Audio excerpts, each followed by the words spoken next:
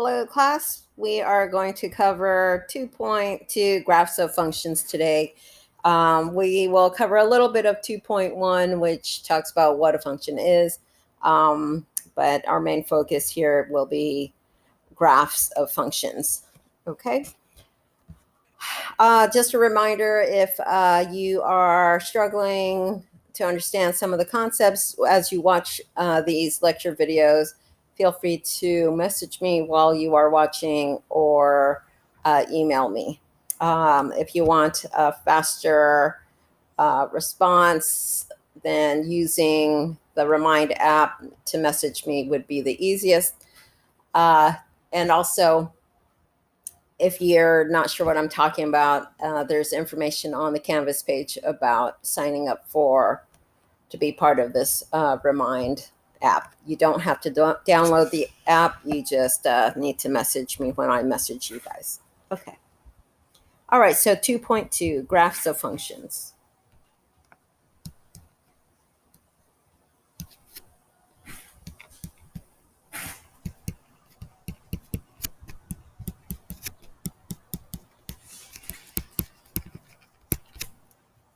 Okay, so let's first start off with a formal definition of what a function is. If we're going to start off with a definition, and if it seems a little wordy for you, I'm going to do a visual of what it is saying.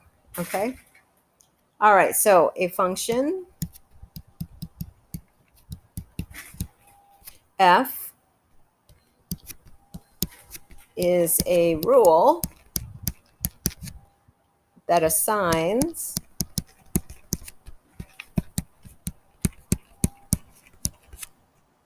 to each element x in a set A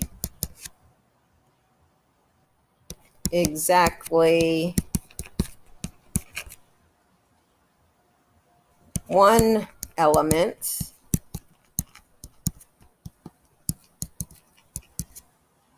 f of x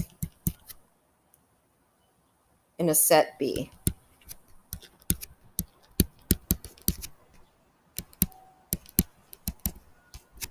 Okay, so the key part here is that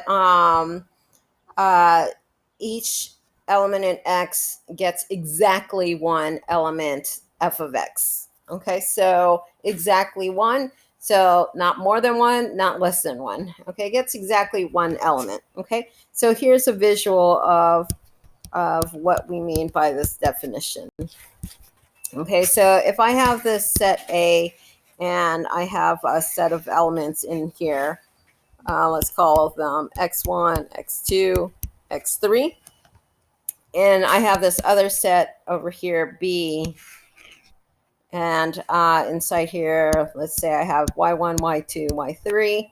Okay, and if we have a function that does this sort of mapping from A to B, then we might have a relationship that looks like this. Maybe x1 gets mapped over here to y2.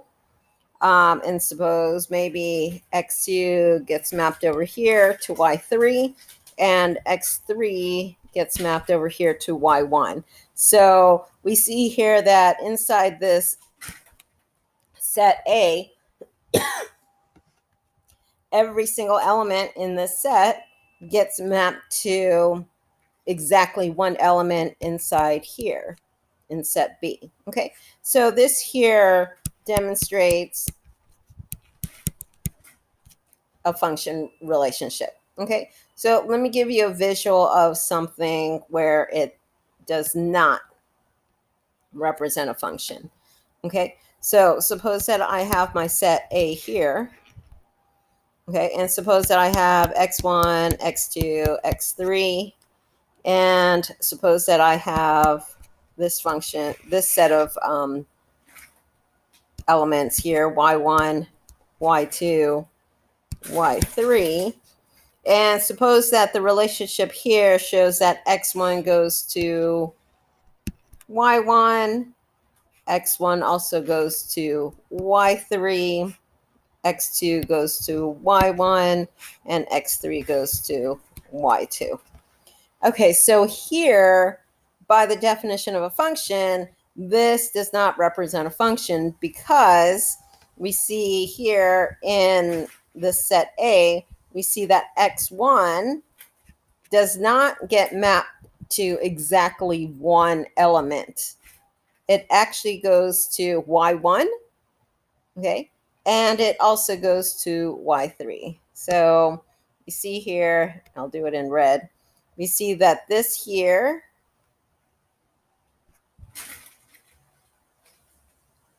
x1 going to two places makes this not a function. Okay, so by definition, every element in A gets mapped to exactly one. They can go to the same one, but they can only go to one. Okay, so this here is not a function. Okay, and that's because x1 maps to more than one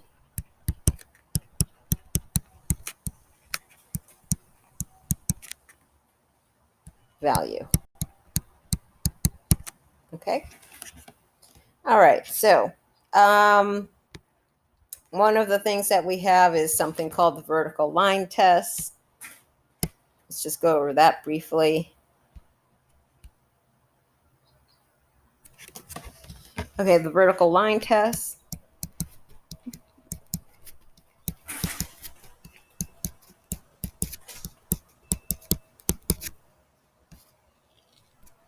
All right, so this is a test that you can use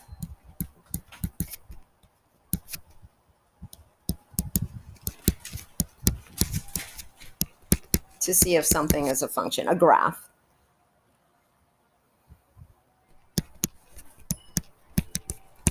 So you can use a vertical line to test whether a given graph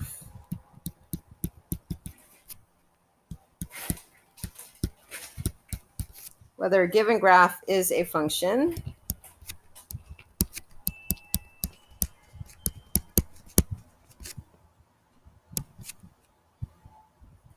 So kind of like the definition, the vertical line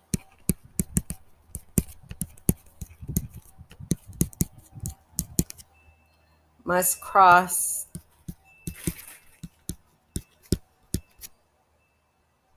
the graph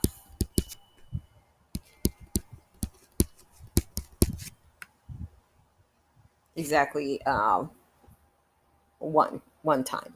Okay, so must cross the graph no more than once.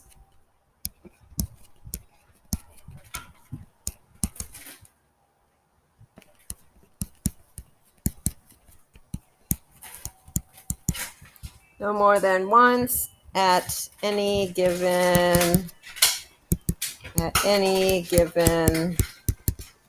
place for it to be a function.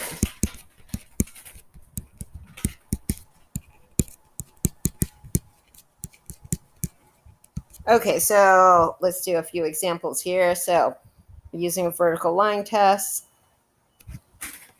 All right, so here are some examples.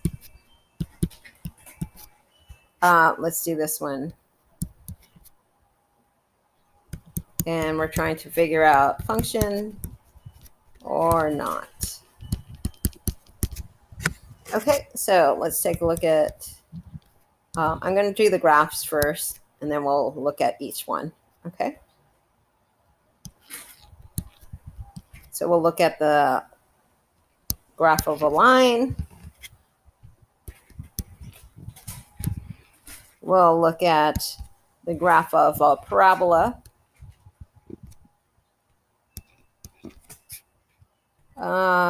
We'll look at the graph of a sideways parabola.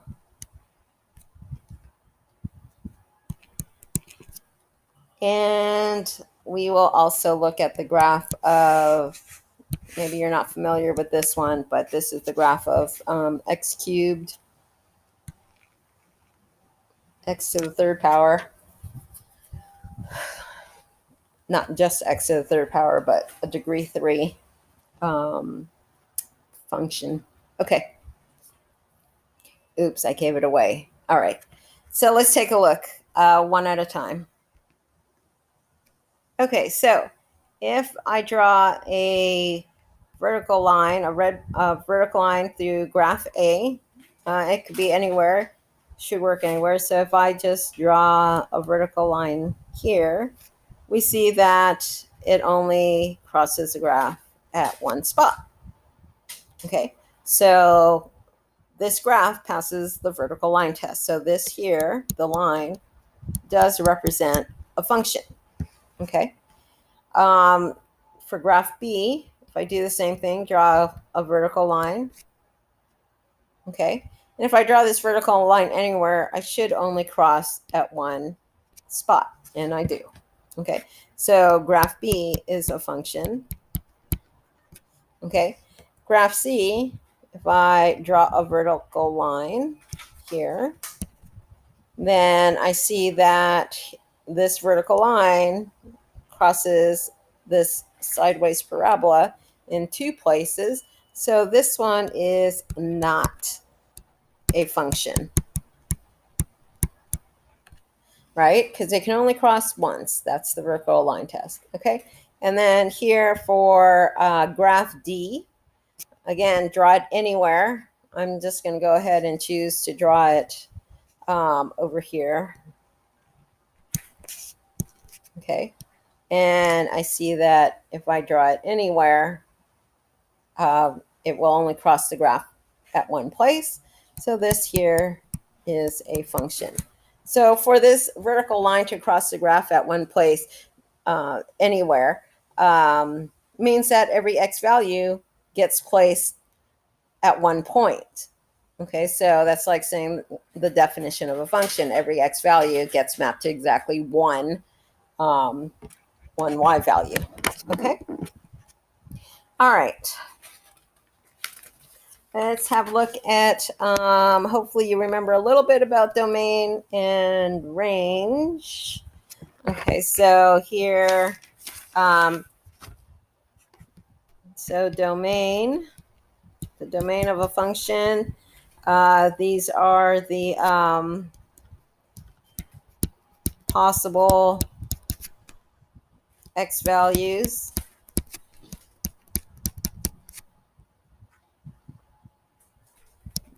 that define the function.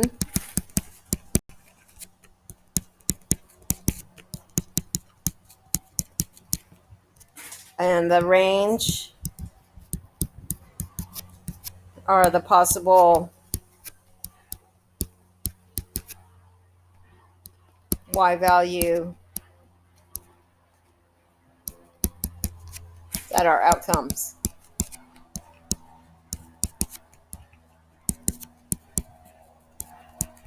Okay. Just really simplified definitions here of domain and range.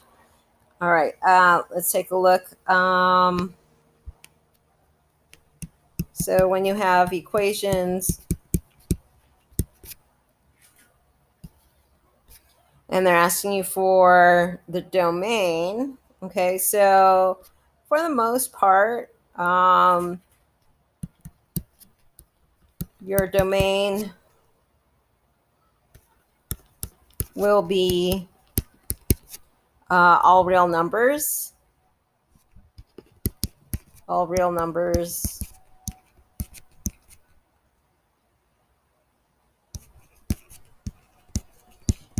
If you know the symbol for all real numbers, it's sort of this, it's supposed to be a boldface R, but since we can't write in boldface, we do this sort of double bar in the R. That's the symbol for real numbers.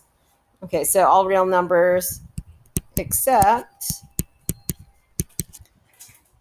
for x values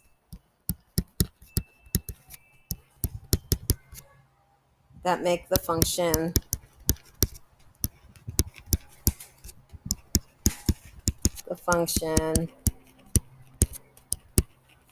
undefined.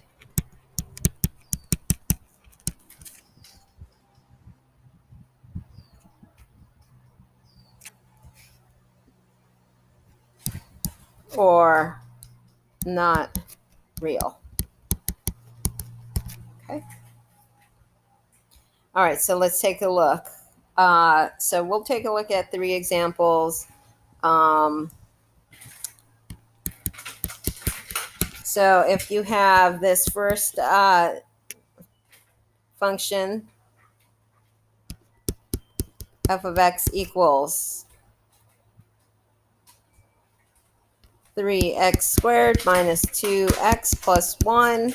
So here, we don't really have any restrictions on this function, right? So if I plug in any positive x value or any negative x value or a 0 for x, fraction, decimal, I can plug anything in for x and I will get a real number. So in this particular case, my domain is all real numbers.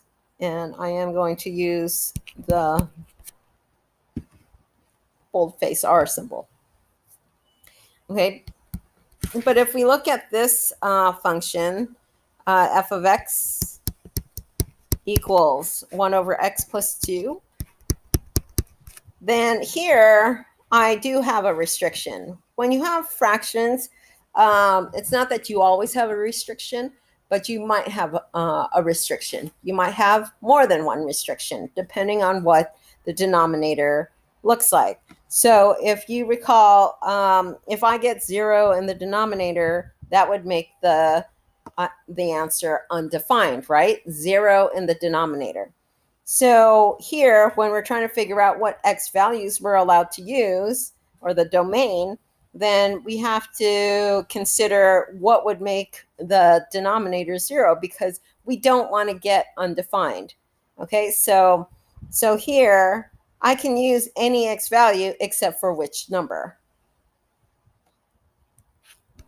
Hopefully, you said we cannot use the number -2, because -2 would, if I plug in -2, then that denominator becomes 0, which is undefined. Okay, so here our domain is all real numbers except -2. So I can use any number I want. So I'll say all real numbers except, so I'll put a minus here. And inside these braces, I can list all the numbers I want to say, except for these guys. All right, so all real numbers except for, and the only one here is -2. So I don't have a long list. I just have this one number that I cannot use. So, by the way, those are supposed to be those curly braces, the ones that look like this.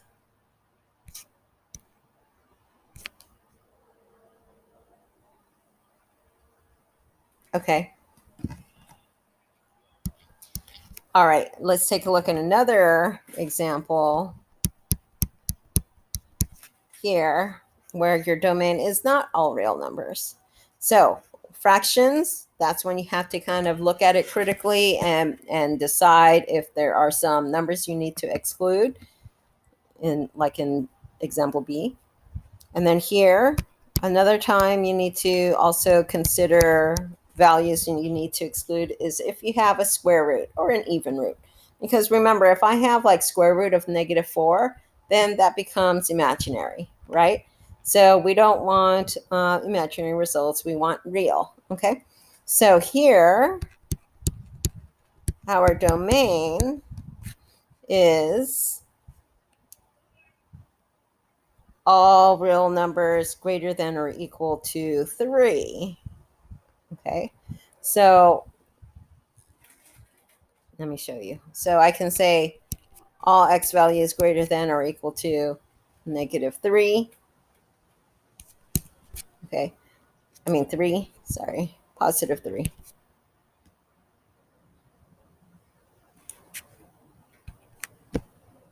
Waiting for that plus sign. There it is. Okay. +3. Okay. Another way you can write this is like this. So all the numbers that are 3 or greater. That's another way you can write this. Okay, so you might be saying, well, how'd you get that? So let me kind of show you why. Okay, so over here, if I take the square root of 0, that's okay. I get 0. Okay, so, but if I have a number less than 0, a result that is less than 0, then I get imaginary numbers, right? So I want my domain to be such that x minus 3, the inside of the radical, inside of this square root, I want this x minus 3 to be greater than or equal to 0. So it can be the result of x minus 3 can be a number that is more than 0, or it can equal 0. And I would still be a real answer. Okay. And then if you solve this, then you get x is greater than or equal to 3. So that's how I got that one. Okay.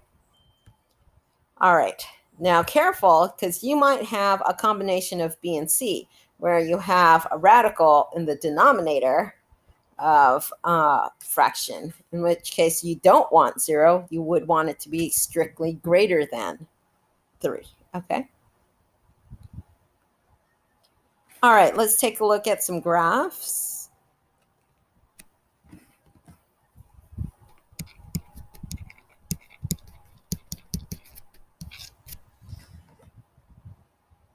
And we'll also take a look at their domains and their ranges. Okay, so remember when we're looking at our graphs and we're trying to figure out their domains and their range, we're going to be looking at the horizontal values on the graphs for domain. And then for range, you're going to be looking at the vertical values. Okay. All right, so let's take a look here. So this first one, let's take a look at this graph.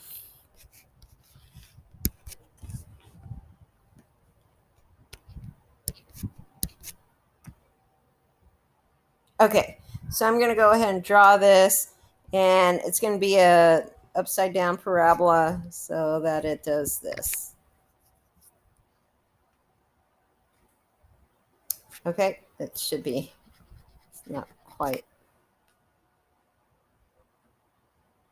Okay, so here, hold on a second. That looks messy.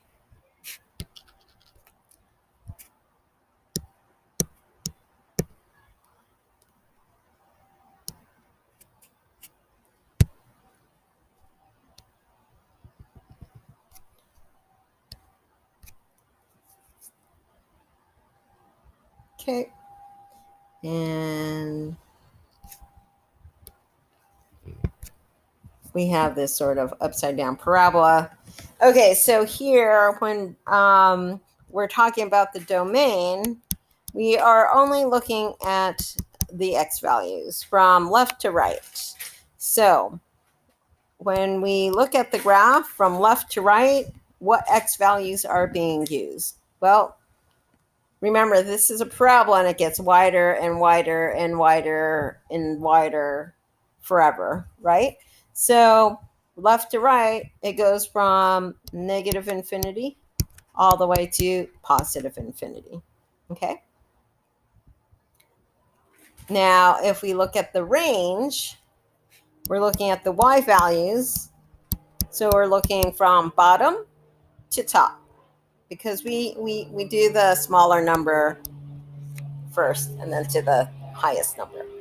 Okay, so we see that this parabola goes on forever downward, right?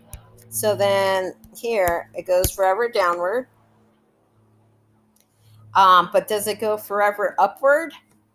No, it actually stops right here, right? And it starts to turn back downward. So it doesn't go up forever. The highest number it goes to is positive 2. Okay, so here the range would be negative infinity to positive 2. So again, domain, we look at the x values from left to right. Range, we look at the y values bottom to the top. Okay, let's take a look at this graph. It's, oh shoot. Did my battery just die?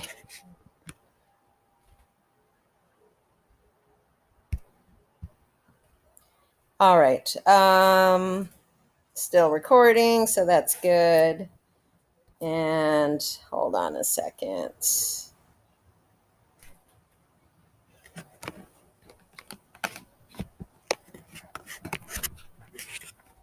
All right, so got to reboot this. So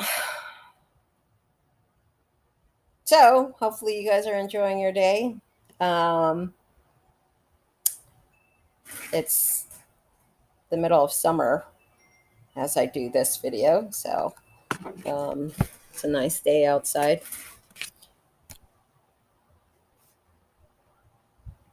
All right, here we go. Yeah, not sure what happened there.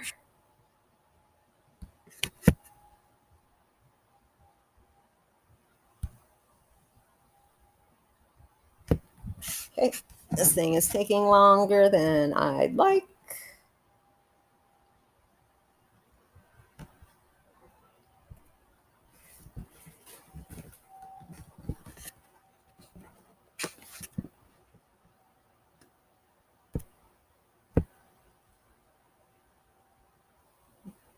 Okay.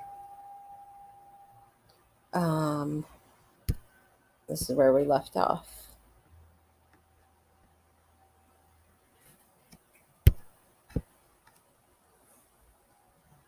Let's just start over.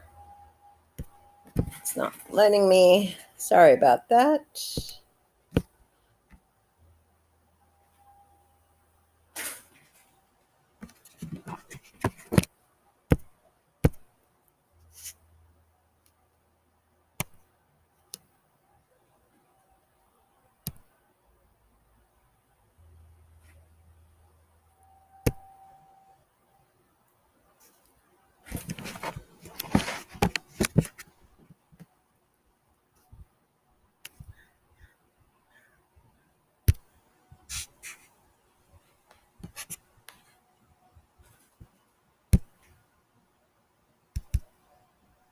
Uh-oh. Not sure what's going on here. Okay, let me go ahead and stop this for a second.